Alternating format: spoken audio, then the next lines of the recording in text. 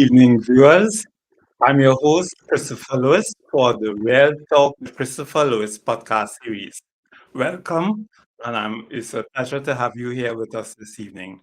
With me, we have a very special guest, the Managing Director of HARCON Consulting and the founder of HARCON Consulting, Mr. Ermath Harrington, and he is very well experienced in the whole area of the credit union sector, in the area of corporate governance, and he will share his unique perspective with us. So, welcome, Ermath. Thank you very much, Chris, and good afternoon to your viewing and listening public. Thank you for having me. It's a hot topic indeed. Yes, Yeah, it I would is. say the topic of the sector, as a matter of fact, topic of society Yes. at large. But it's good to be here to share some insights and perspectives on this important topic. Okay, so before we get going into the depths of the topic itself, let's talk in general terms in terms of what is corporate governance. And maybe to guide us, I know we'll have our own interpretations, but there's a simple definition which I lifted from the Central Bank of the Bahamas corporate governance guidelines. And if you allow me to just read a little bit, not much. For credit unions, corporate governance relates to the manner in which business affairs of each individual organization are directed and managed by the board and senior management. For all of these organizations, it also includes the effective management of compliance with applicable laws, regulations, and guidelines. So my summary of that is about not just what you do, but how you do, if I were to summarize. So my first question to you, Ermath, is why does corporate governance matter at all to the ordinary member of a company? Yeah. Well, indeed, corporate governance not only matters to the ordinary member of a credit union, but all the stakeholders that comprise what I call the governance system. Yes.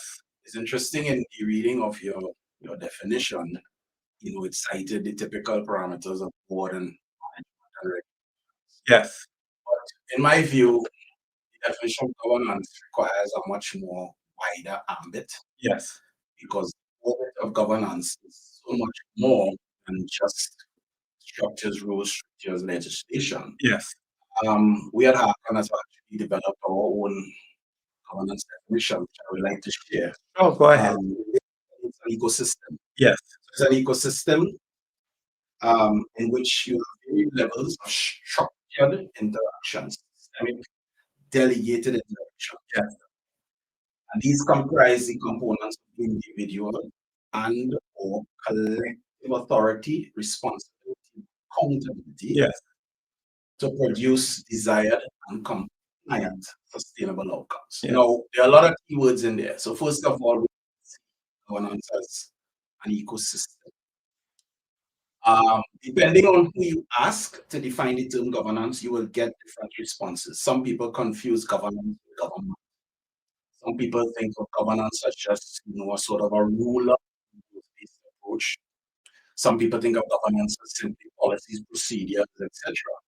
But indeed, and I think we'll get into it further in this discussion, when we have to first of all understand in accepting that definition, look to see the constituent elements of that governance ecosystem. Yes. And that spans from your regulatory bodies, your board, management, your internal controls, product services are also subjects of your governance ecosystem. Yeah. Your members, your customers. So we have to expand, the perspective in terms of the components of what comprises this governance ecosystem.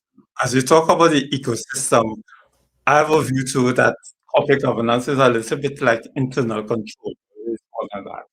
But good internal control doesn't or by accident. You don't wake up one morning and have good internal control. It's because you have a system or an ecosystem that you have developed to ensure that there is that element of control within the organization. And you have to make right assumptions. So if I digress a little bit, if you had to have good internal control, as I explain sometimes, and people look at me as if I'm crazy. I assume everyone is a thief, everyone is crooked. So if I'm to have good internal control, I must reduce the risk of crooked behavior occurring within the organization or the span of control. And if it does happen, because you cannot do it 100%, I must have a system in place to capture where there's a breach.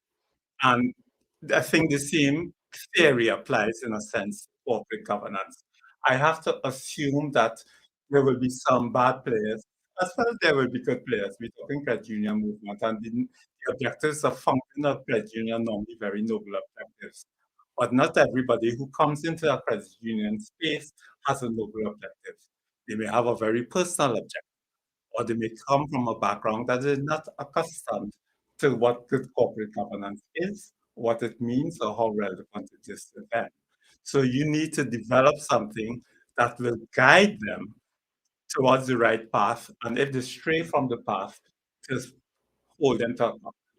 And indeed, even in the context of internal controls, Yes, the concept of the presumption of guilt pending the determination of innocence. yes, That's one area, yes, in terms of the nobility of people's approach and thinking to corporate governance. yes, But there are also other areas within this span of internal controls that also contribute to governance, which may yes. not necessarily presume any sort of um, presumption of guilt. Could you share an example? Sure. So you have, for example, you can have knowledge deficiencies. Yes, You can have errors that are caused by mistakes. mm-hmm. You can have violations that have become that start off being a shortcut measure to Mm-hmm. fulfill an expeditious handling of a matter. Yes, And then that starts to become chronic.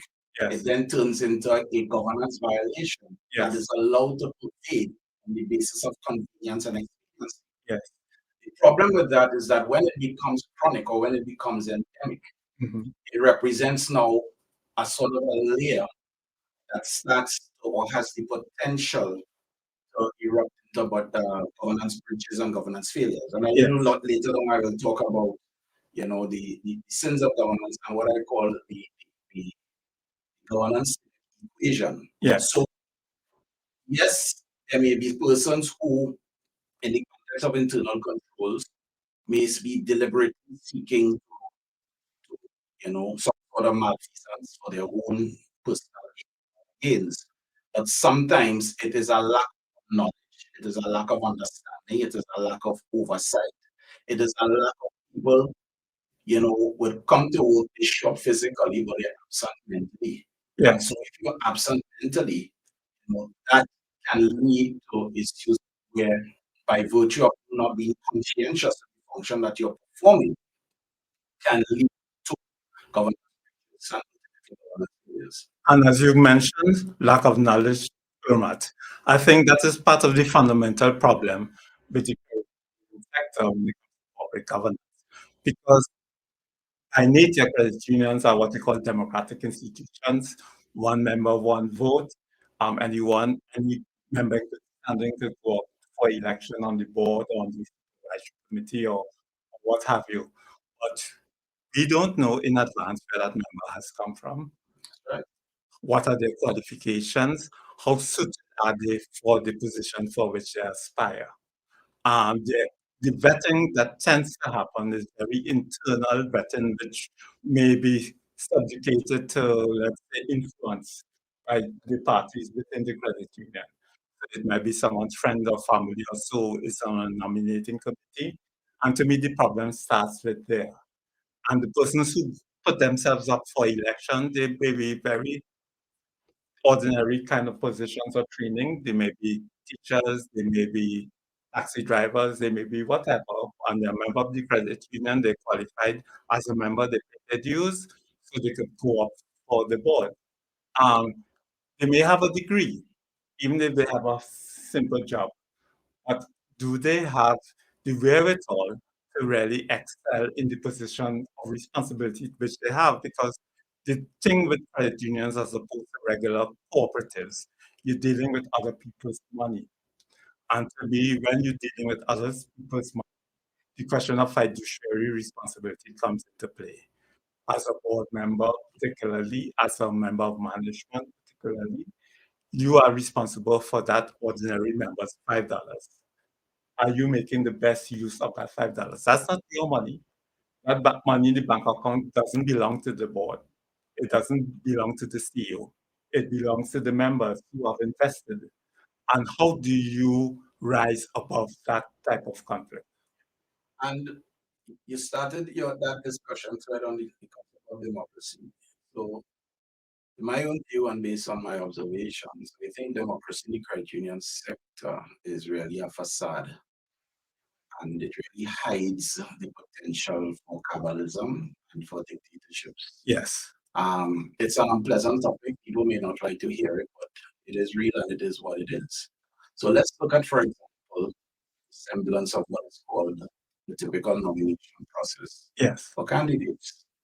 So some credit unions they may set up a nomination committee and they go through a facade of that. But what the real or what is the true Hollywood story is really that a group of persons apply to serve on a board recognize that they need to cohort as well members of the supervisory and credit committees, which go in tandem with and is required to, of course, give them the support they need on the board.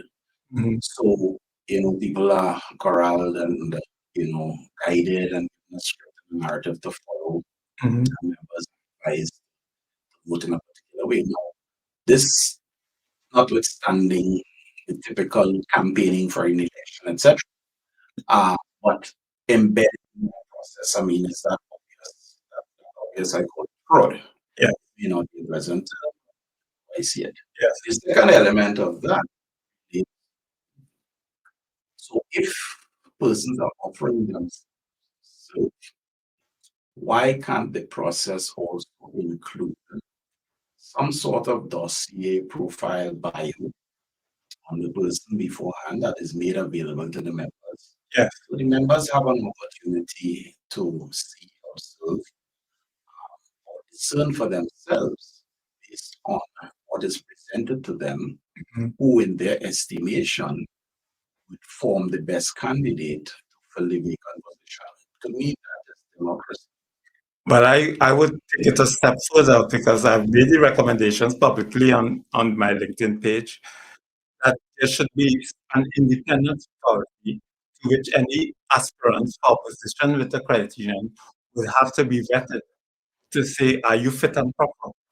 Do you qualify? Not a question of just having a degree and you qualify. Are you a fit person? Do you have do you have indebtedness? Are you owing money to Digicel or whoever, any other corporate entity that you haven't paid your bills or owing banks and this kind of thing? Has your name come up in any kind of fraud case or any sort of indictments and this sort of thing? To vet that person and pass through that vetting authority, you're still a member of the credit union, so you have that democratic element still. But the outside party who would hopefully be free from those types of influences would say, well, hey, this person is fit and proper to stand. And should that person flout the expected norms of behavior during their period of holding office, there should be again an outside authority that can pull that person off whatever board or whatever supervisory committee or credit committee that they will be on based on the investigations that may ensue. Well, the thing is, again, I like to zero in on words, right? Yes, So use the word should. yes, And it's an interesting word because since the Cooperative Societies Act of 1971, Cooperative Society Regulation 1971, yes, there's been a lot of shoulding that should have been coulding to take place. correct.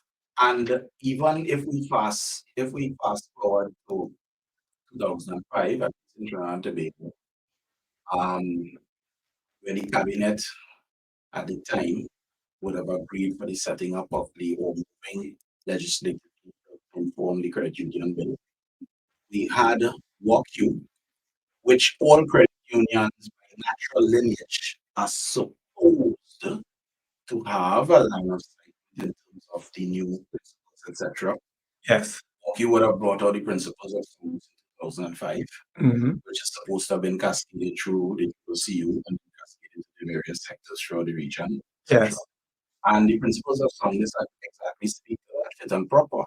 So we have now, just in terms of understanding the contemporary space in which we are operating, is operating. 1971 statutes.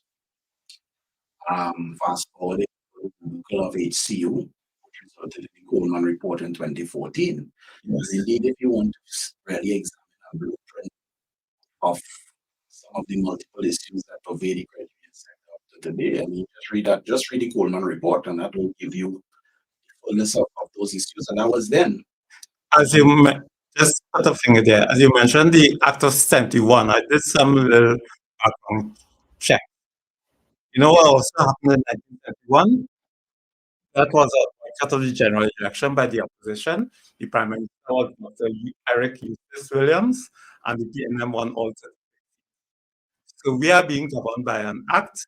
It was amended since, but largely founded in that period. The average house price in the United States was 25,000 US dollars. The average price of gas was 40 cents retail. So we relying on the statute. The internet wasn't invented. The internet was invented in 1984.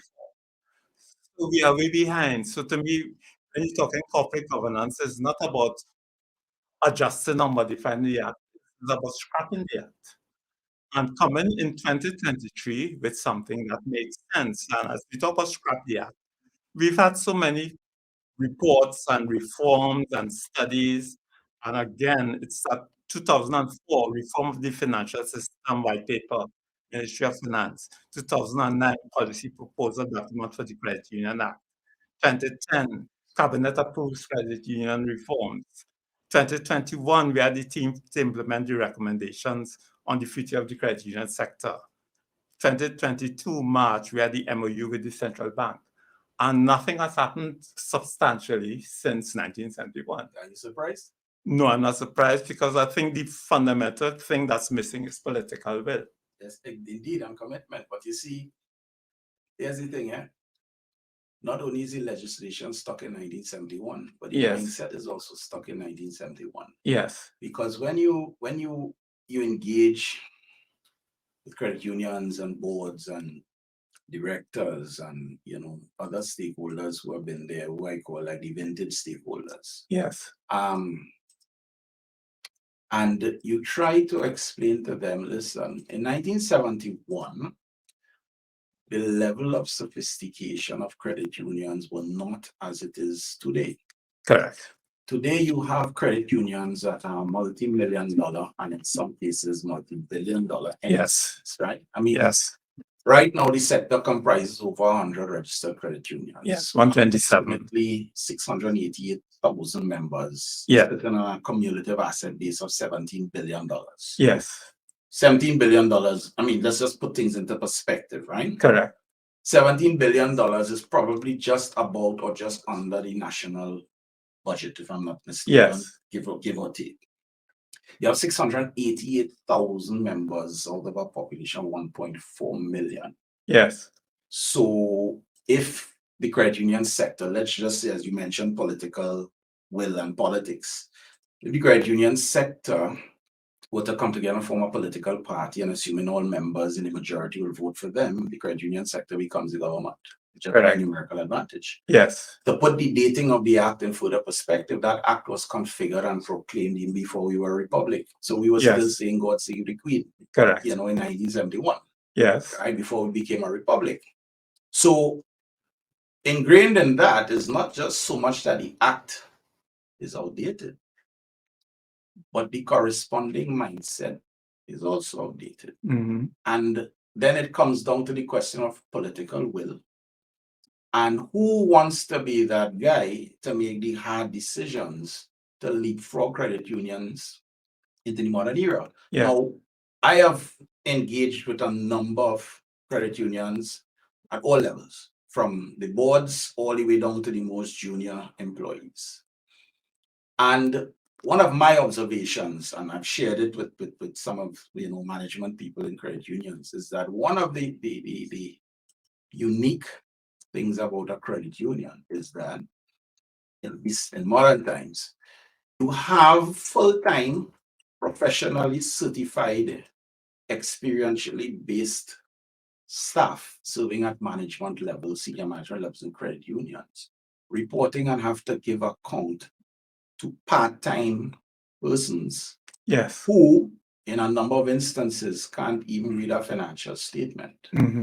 But yet still, when the CFO, the accountant, or whoever, just as an example, makes a presentation to the board, you would swear that that person, so it ties back now to fit and proper and competence, etc.,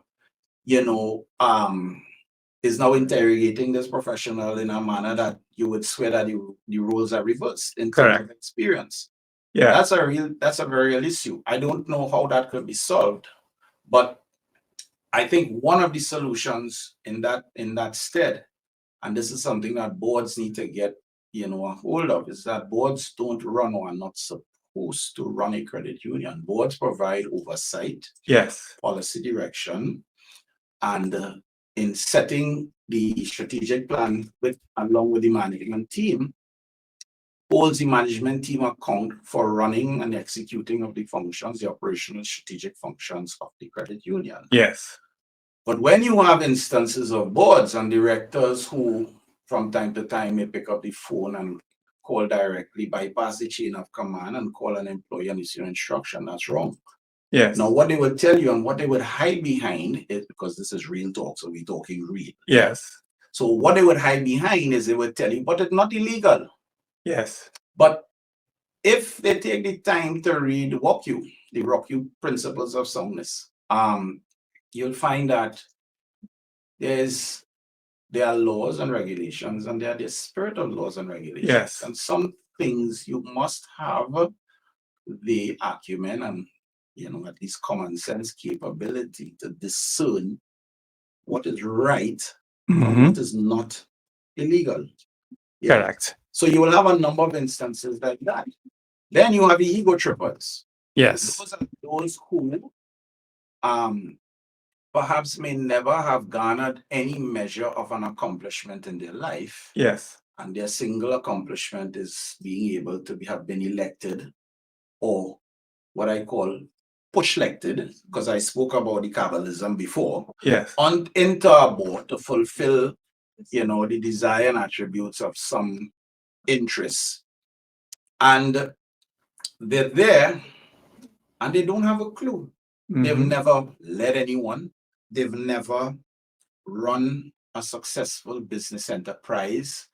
They have no academic or experiential or commercial thing to add value or bring value to it. Yes. Yet they are entrusted with fiduciary responsibilities. Yes. For entities with asset bases in the hundreds of millions of dollars.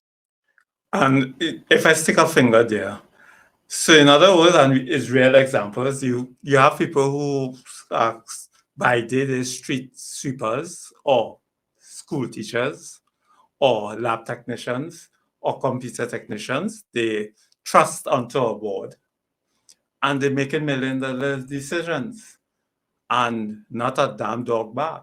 That is sometimes the attitude. So it is what I call the tyranny of the board. So you trust into a position of authority and you feel, well, it's your way or the highway.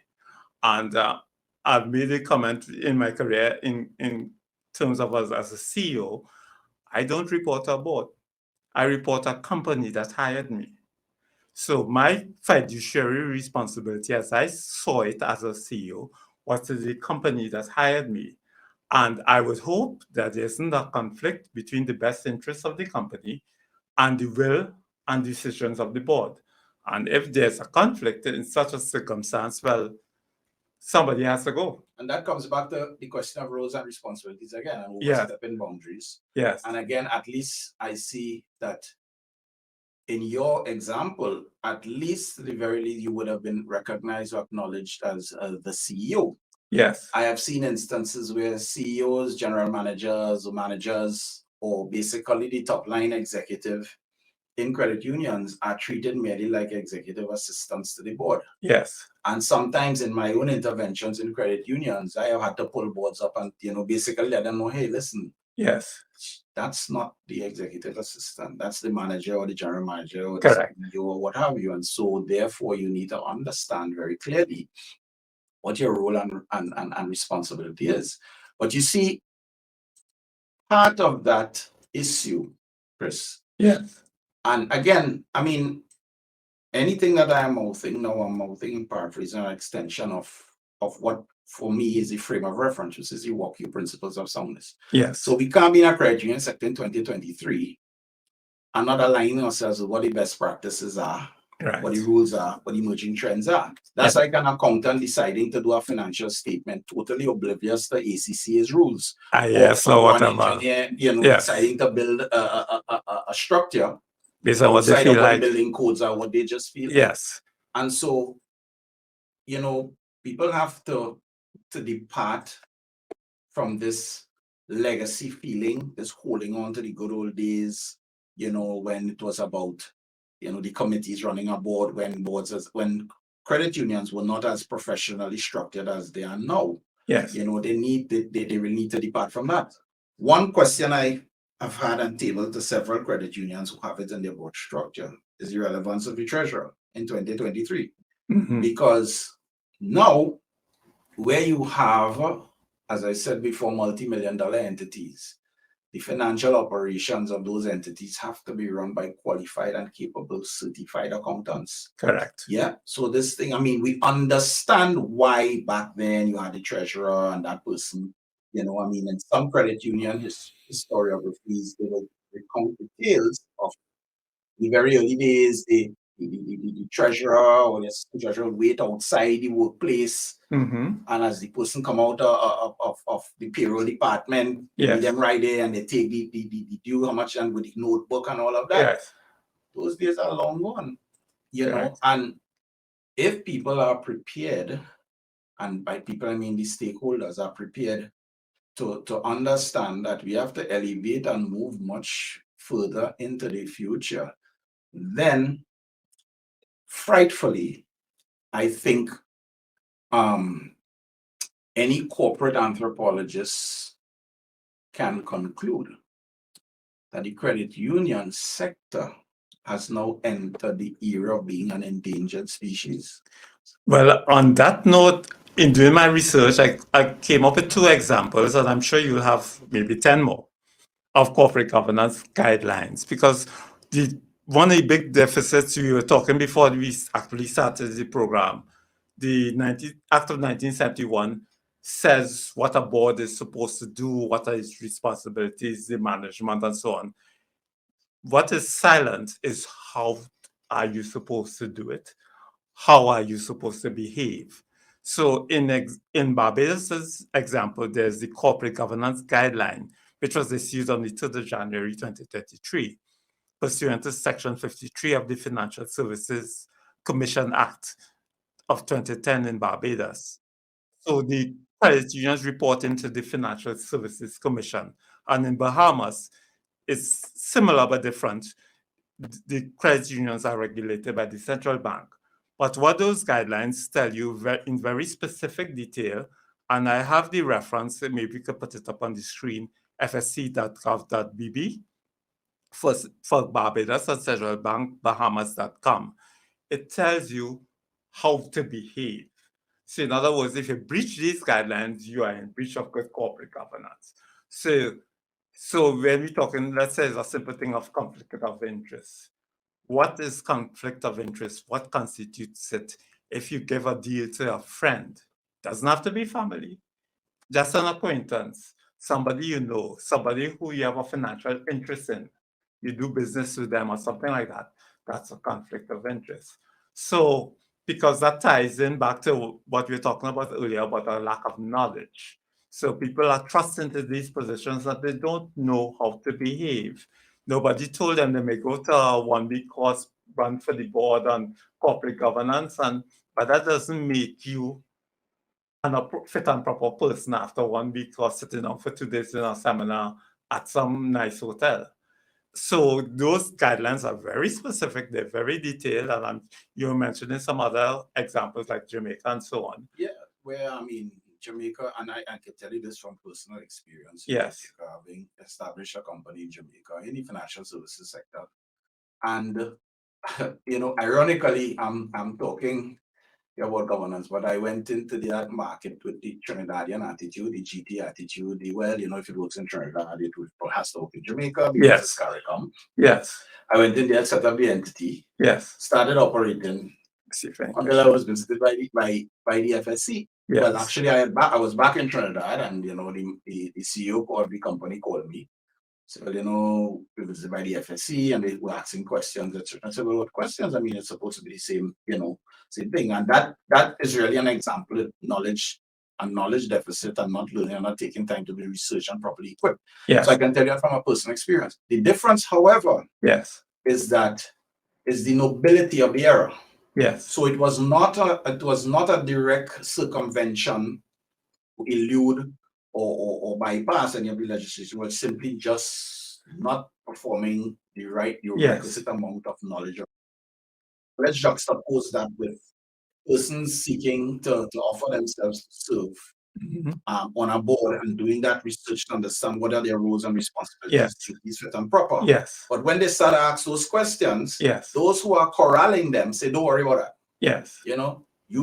All you need to do is get on the board, and when you get there, we will tell you what happens. So it's sometimes you think that the prevailing law is the law of what can we get away with. Well, even beyond the law, I think it's a society issue, because what we're seeing in the credit union sector and in some other sectors is really a microcosm of the wider society in terms of its overall attitude to governance. Yes. Trinidad and Tobago is a GT society. That's how we now terming ourselves. So everything is about the expeditious way to get something in as non-compliant a form as possible, in order to enjoy some material benefit or what have you. Correct. Instead of going through the discipline. And the thing about it is that, and I guess, of course, governance breaches also overlaps into corruption. Yes. Corruption occurs when there's a vacuum of inefficiencies. Yes. So my thing is, if we fix the things and we make it more efficient, and we put in place not only the rules and regulations, but have persons who are conscientiously, involved in ensuring that the thing works the way it's supposed to work, then among other things, corruption and governance can be improved. Here's the problem. The problem comes to personal mindset. So let's expand, I said earlier, the ecosystem. Let's look at some of the components, right? So we have the regulatory authorities. Regionally, regulatory authorities are staffed by public servants. Yes. Depending on the level, stature, rank of that public servant, and of course, the after four affiliations, no public servant wants to rock a boat. Yes. Especially for some major entity. Yes. That person doesn't want to be that dude who signs off on that action that's going to create reverberations in a sector. No public servant who wants to, especially if you're kind of close to your retirement, because you're watching your one of your retirement check very carefully. So let's talk, right? Yeah. And we can go into octaves and octaves and octaves about the regulators. We have boards, yeah? Basically, the reality is boards go in instead of to serve, well, by and large, the members end up serving themselves, and some would say accidentally. You have management teams who are basically brow-whipped by boards and submit and into submission. Yes. So from a governance perspective, here's the conscientious decision an executive and credit union has to make. Do I stand on principle? Or do I forsake my mortgage payments, my children, taking care of your children, my family, etc.? Because the victimization will come. Yes. The constructive dismissal methods will come. Yes.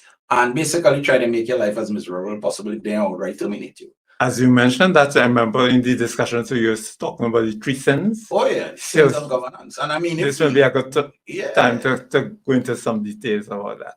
Yeah, so I came up with this thing called the equation of the governance sin equation. It comprises 3 sins: the sin of omission, the sin of commission, and the sin of submission. And if we understand those sins, so it's not so much about, if we talk in governance, Yes. it's not, yes, it is about what we need to do, what we need to put in place, how people need to amend and change their behaviors. Regulatory bodies need to wake up and stop being public servants and start doing what you need to do. Yes. Board members need to be more conscientious and noble, manage and yes. the whole ecosystem. But it's more about what you're not supposed to be doing. And if we focus it from the context of governance and examine the sins, then maybe, and we are prepared to accept that, okay, go and sin no more. Yes. Then we might be in a better position governance-wise. So let me just expand a little bit on those things, right? So the first sin is the sin of omission. Right. Essentially, that sin speaks to when you have detected or failed to perform either a frequency-based activity, whether it's a check activity, a compliance activity, etc. So you have omitted to do that. Yes. No. That's the first sin. That sin usually creates a vacuum for the second sin, which is commission. Yes. Because as the saying is often put, nature abhors a vacuum. Yes. Once there's opportunity, good or bad, human beings will fill it. So if I do my research and I realize we have 1971 regulations and laws, we have already major things, they had the HCU thing, Coleman report came up, nobody went to jail, nothing happened, life went back to normal. Say, hey, maybe now is my time. Yes. So people seek to commit breaches. But the most tragic part of that, and I say why it's most tragic, because everybody talks about governance and lack of governance and rules and corruption and we breaking the law and all of that and all of that. Yes. But everybody's submitting. Yes. Because the same people who will talk about crime. Yes. And the levels of crime. Yes. It's the same people who train the piece of paper out the window.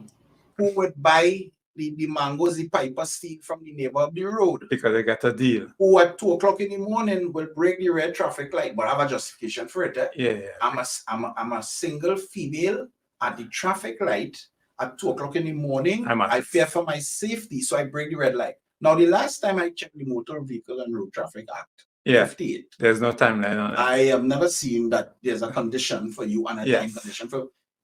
It's a breach, but we talk about it. So the submission now is tragic because people, they see, they murmur, they think, they're afraid, they what have you.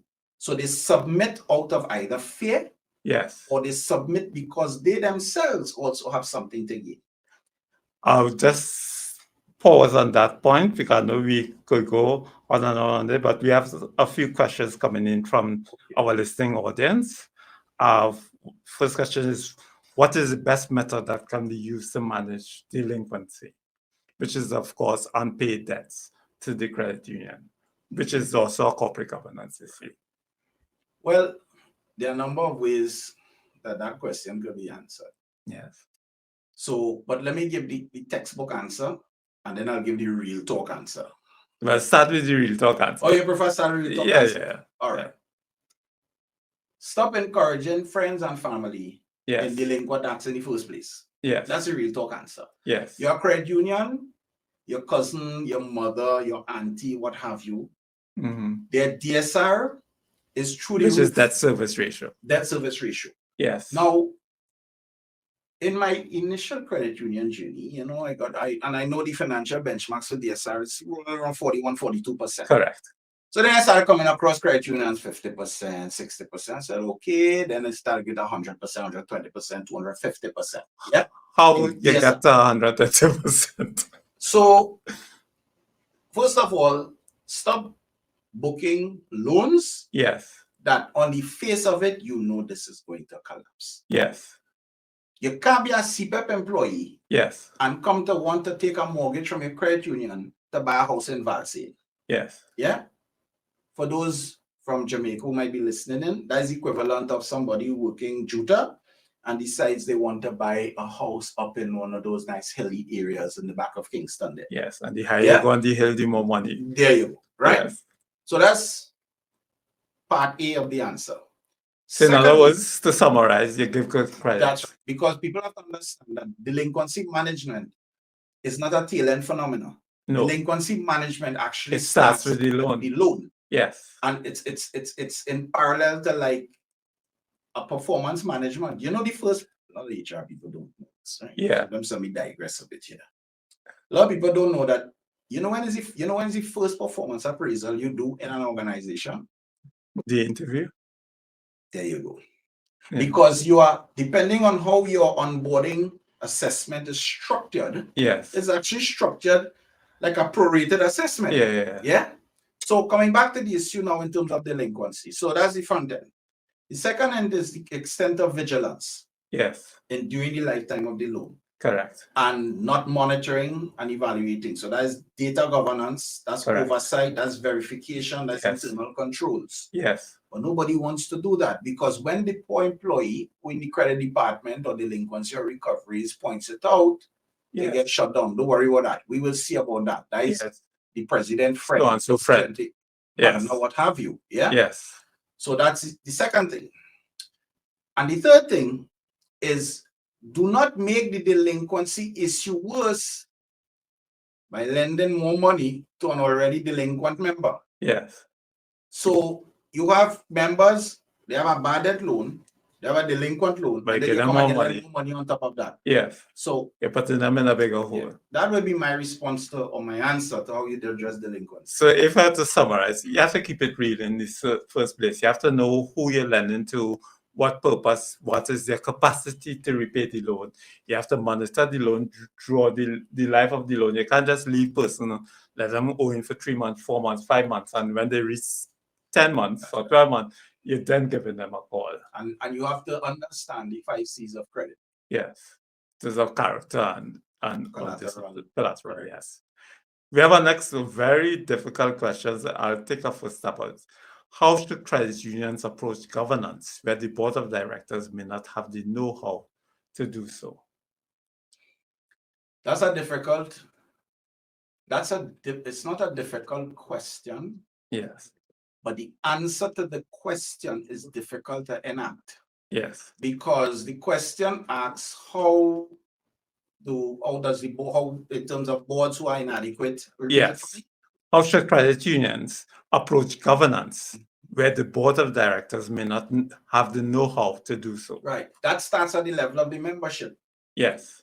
But here's the problem with the membership. Yes. If your membership is uninformed, correct, doesn't have knowledge, yes, and really doesn't have a vested interest in the credit union, then you will produce a board that will manifest and demonstrate a lot of governance breaches or the potential for governance breaches. So let's remember, I said poor governance credit union sector is a microcosm of the wider society. Yes. So here's the parallel, right? We all complain in this country about the quality and caliber of politicians that we elect to serve. Yeah, that they're corrupt, nepotism, and all the various labels we put on them. But where the politicians come from? Who vote for them? Correct. I'm yet to see you take a white jersey out of a muddy bucket and it's sparkling white. And the point is, politicians earning their keep. They know what sells. That's right. So whatever behaviors you reward as an electorate, that is what you will get from the politicians. So similarly in the credit union sector. Yes. The quality and caliber of your board is a reflection of the quality and caliber of the acumen of your membership. Yes. Now, in the modern times, one of the things, unfortunately, that is legacy, but in my view, is really the cornerstone and what should continue as legacy. Yes. Is the cooperative principles. Yes. That is lost on many members. Mm-hmm. A lot of members now just see the credit union really as a sort of an alternative to the bank. A lot of credit unions a lot of credit union members, don't even understand that they are in fact part owners of the credit union. To me, the membership seems to end on the annual dividend. That's right. So for them, it's if I could GT with a loan? Yes. And how much the dividend is. Whoever on the board, them are really business. Yeah. If I could get a GT or insight to the credit committee to make sure that my loan go through, great. Right. Fine. And that's it. Yes. And how do we know this? When you look at, if you sit in most AGMs, and you realize that an AGM is not the most intellectual of spaces. Yes. It's basically a rubber stamping exercise. It's a facade. You go through an agenda, they read out, the CFO read out the report, the president, whoever they read out the report. When you look at the questions coming from the floor, by and large, I mean, I've heard some very probative questions coming from some members, but vast minority. But let me put a pause here. AGM, by definition, is an annual general meeting. In other words, you do your business, good or bad, for 365 days, and then 2 months after, you meet with a membership to report on that. How is that democracy? I mean, I'm looking at the United States. What's that? Reporting. And the times reporting. When I look at the United States, it's 14,500 companies, anybody on the NASDAQ or something, they have quarterly meetings with investors and with brokers and with the investment trade and this kind of thing, or monthly, or it's much more frequent and it's very much more cogent. They have to come with the numbers. They have to explain themselves. They have to explain their business decisions. And if somebody has a question, they ask the question. So they can't just waltz through a meeting like how a AGM is. Well, that could happen because if we accept that people are corralled and placed into positions, yes, then it's also logical to accept that people are scripted into who actually asks the questions. So to me, that's part of the process in terms of improving corporate governance in the sector. We need the membership to wake up. And one of the downsides again so a credit union sector by international civil society standards. So I've served on several international civil society boards. It's an umbrella. It really is the umbrella governance model, meaning you have a board that represents very many stakeholders, entities, etc. Yes. But here's the thing: the members do not have the full picture of what transpires in the boardroom. Yes. The nature of board decisions. Yeah. What is discussed in minutes. And what is discussed in the boardroom, etc. So, as a member, okay, I come to an AGM and you read out part of the AGM brochure talks about the number of board meetings held, the number of committee meetings X, Y, A, B, C held. But I really don't have an idea of what is the depth and scope strategic, or what are the strategic conversations that are being held. I am not seeing any AGM. I'm certainly not hearing it vocalized by board directors.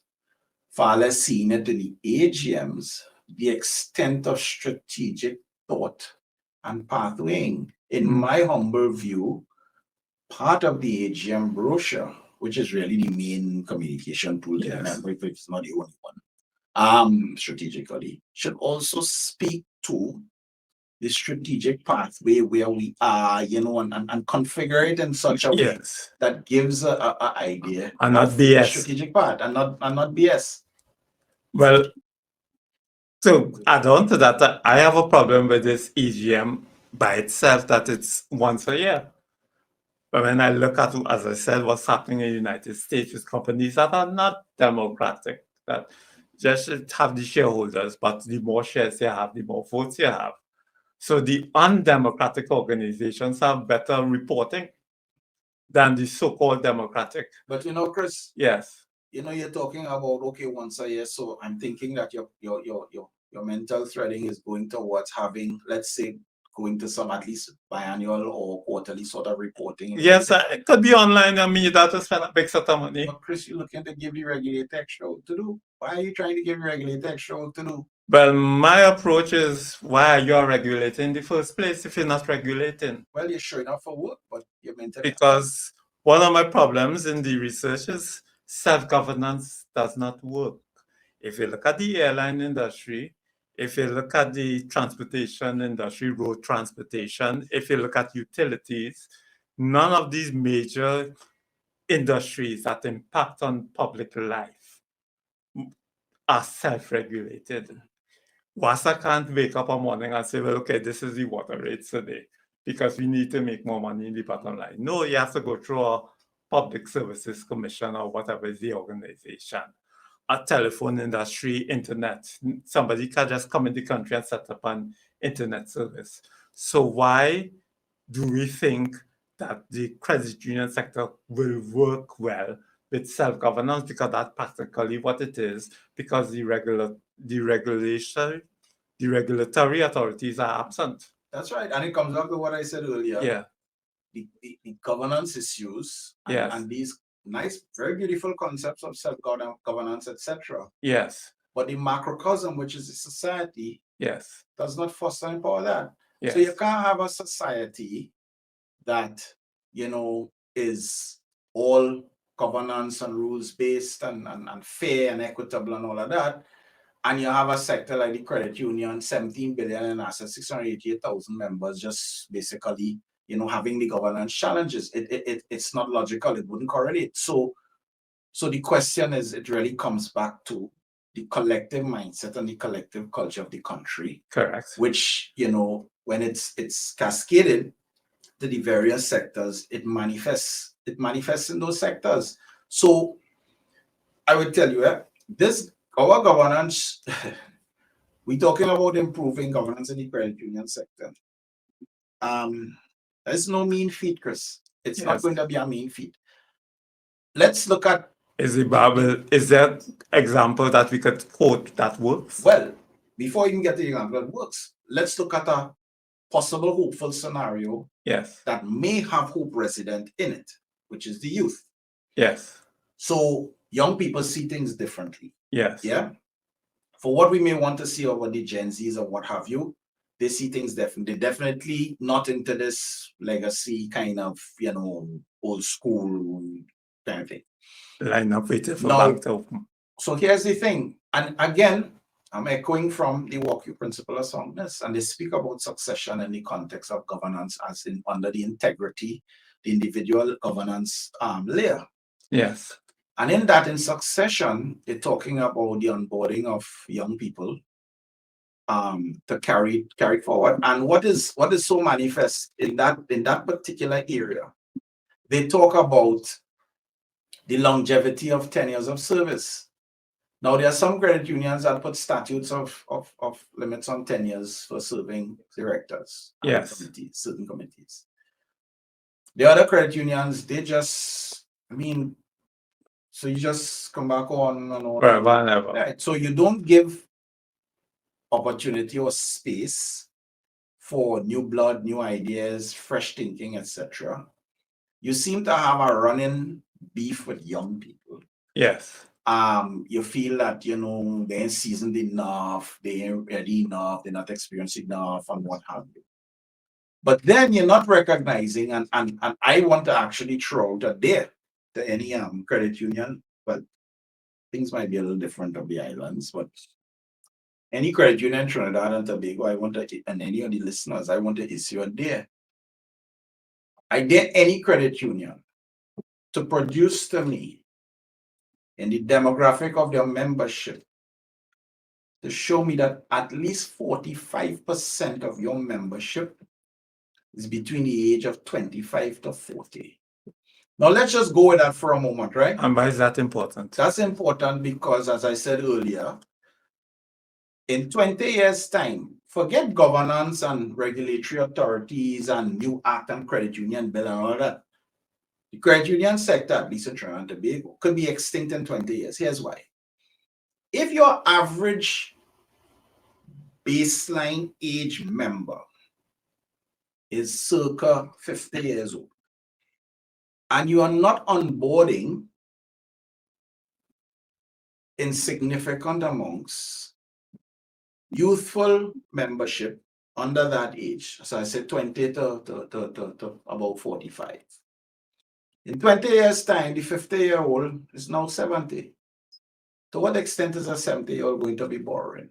Correct. And if you don't have because it's the loans, you have to keep pushing the loans and what have you, to get the young people. Well, first of all, you have to redesign the whole loan portfolio. That's a whole other topic in terms of the marketing approaches and how you appeal to the youth now.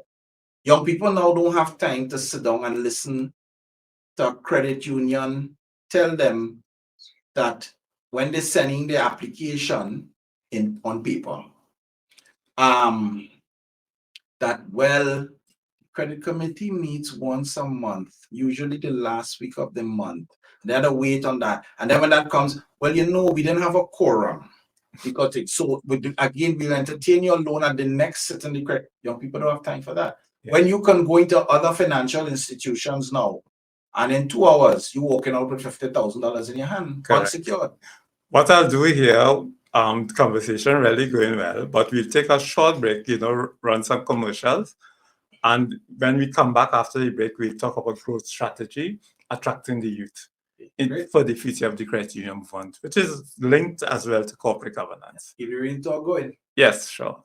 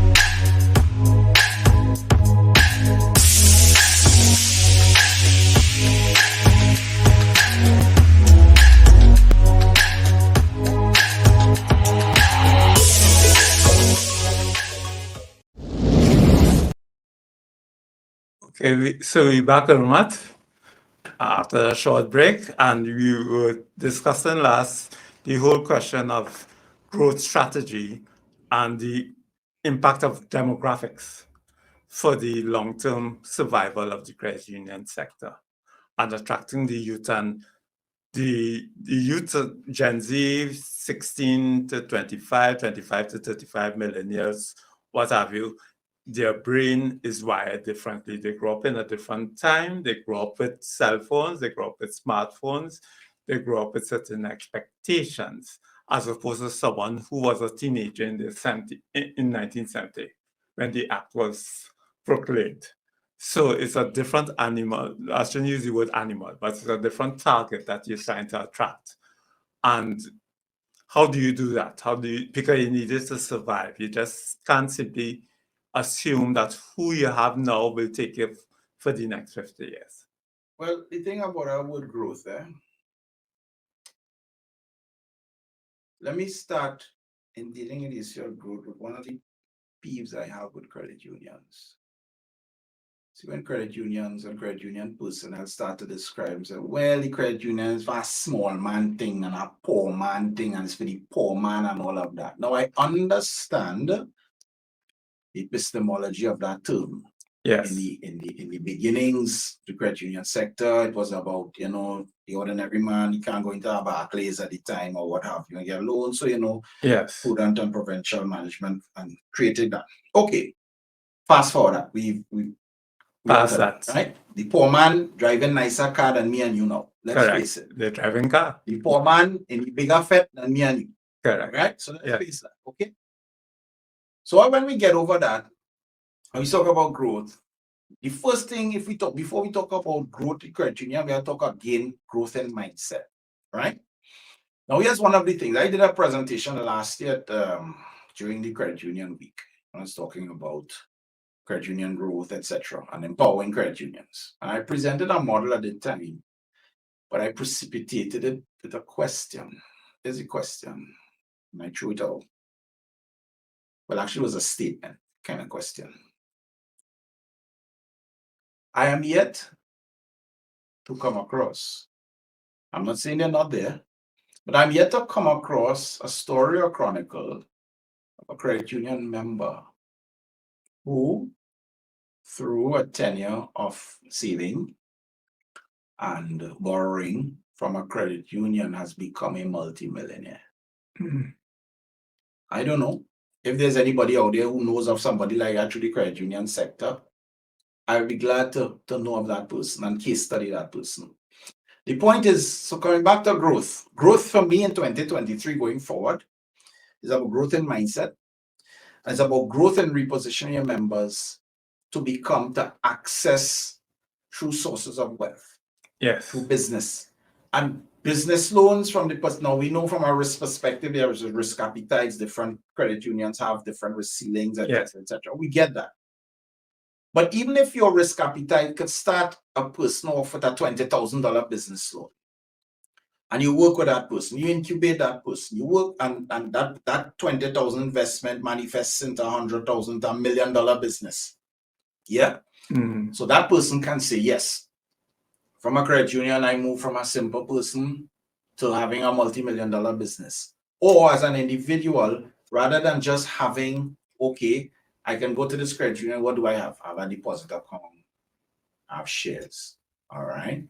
What other instruments are there? Can a credit union be a doorway or portal on access to me to invest in mutual funds, stocks, bonds, the stock exchange? Why? So if we talk in growth, yes, we have to have a kind of a mindset that is truly growth. Don't tell me that growth is not just growing your loan portfolio. Correct. And I think what you say, Ermath, resonates very strongly with me because that was my approach when I was directly working in this sector. The measure of the value of a credit union is not about getting 100 new members a year or a month or what have you, whatever is the benchmark. The value is I've taken member X from this position to that position. In 3 years or in 5 years, I have elevated them economically, and in terms of their knowledge base, they are much more accomplished person after the interactive with credit union than before. And to me, that is the measure that really spells success for the credit union sector. Right. And we can't leave out in that equation of growth, again, the youth. Yes. Because without members increasing, and it's not just about, as you said, it's not about just increasing members by numbers. Yes. But it's increasing the mutual value proposition. The value added. Of the exchange between the member and the credit union. Yes. Now, we have worked with several credit unions, working them through capacity building and trying to prepare them for what is to come in the sector. Yes. Most of them are going through the process, kicking and screaming and stuff, but they're starting to eventually, sometimes you have to push them and coax them and coax them. Yes.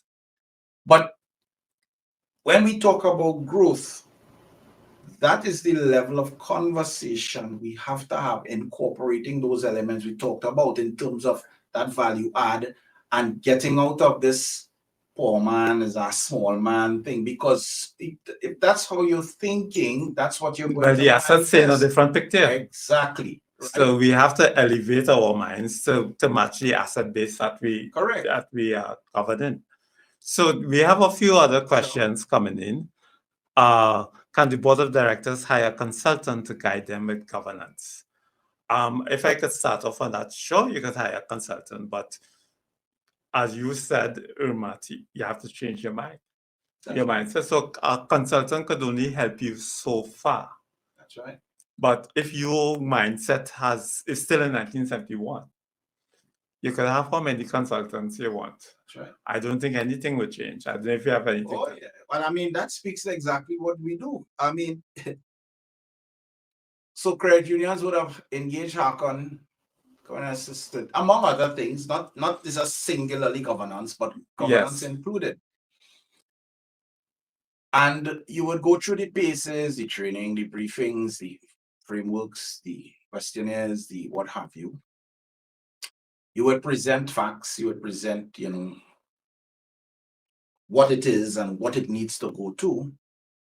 But if people are committed to living or holding on to past crutches, in the sense that past sentiment, past emotivities, past experiences and basically living in the past, which is really a prison, Correct. then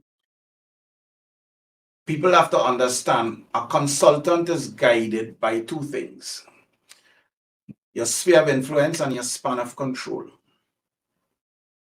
No consultant can come into an organization and implement a governance framework. They can come, they can design it, they could train it, they could, talk you through it, but they can't implement it. Ultimately, it's the board has to make that decision.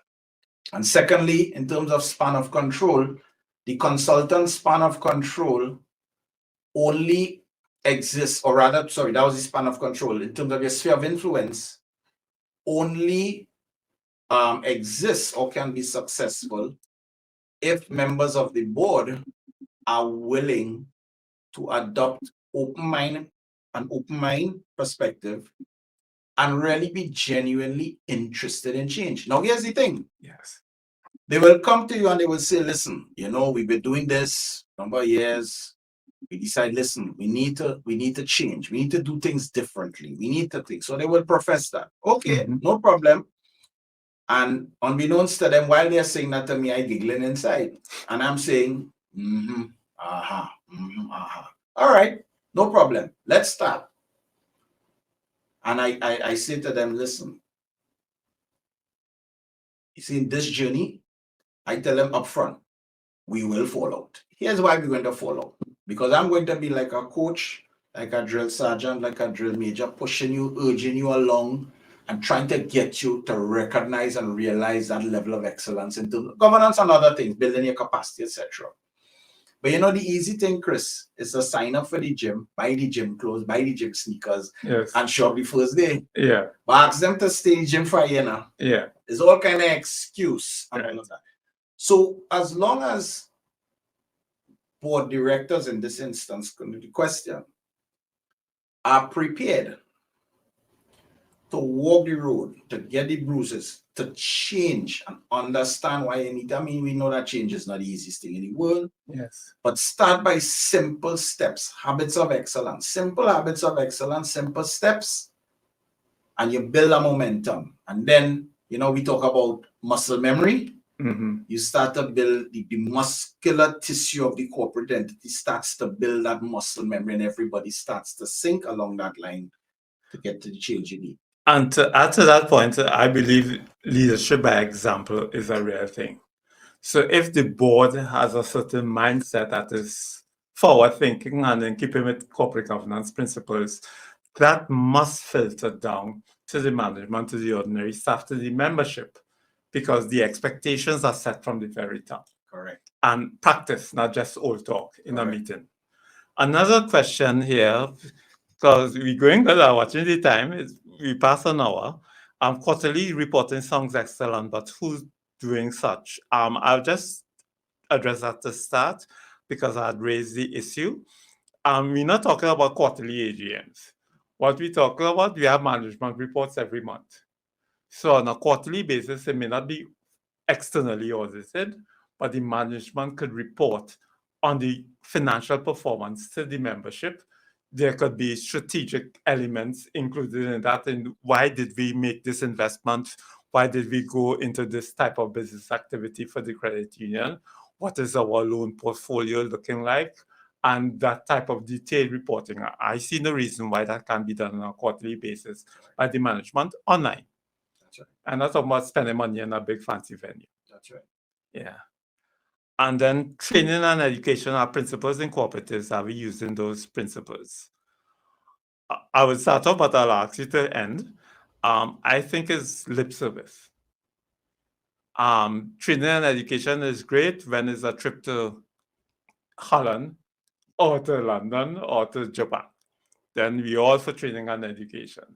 But if it's really assessing the needs of the staff of the membership and determining how best can we fit those needs in a cost-effective manner, that might have more argument. Yeah. But even, you see, you look at training development as well. So let's backstep a bit. Yes. Training development often comes up like a road march. Okay, we have this issue, send them on training. Yes. Okay, we need to develop this, send them on training, send them on training. So, but we have to start there's a presupposition to that. And that presupposition is the persons who we've identified for training and development, do they have the capacity to receive the training and development? That's the first thing. Yes. So when you go to a WOCU conference, or you go to CCU, or you go to any type of training, cooperative principles, what have you, because you found yourself on the board, and you go to these training and you sit and you smile politely, and everything that's being thrown at you is just going totally over your head. Yes. Because in the first instance, coming onto the board or coming onto the committee to serve, you didn't have the acumen, fit, and proper competence in the first place. You shouldn't be there. That's right. So you bring a fish onto the board, and then you're going to send the fish on tree out to climb a tree. What do you think is gonna happen? And you realize he come back and fail, you know, you will send him again. You see what I mean? Maybe that tree was too tall for him. Yeah. So let's teach him to climb a shorter tree. Yes. And then you keep making and shifting justifications around the truth. Yes. The truth is the fish is incapable of climbing anything. Yes. It's born to swim. Yes. Let it swim.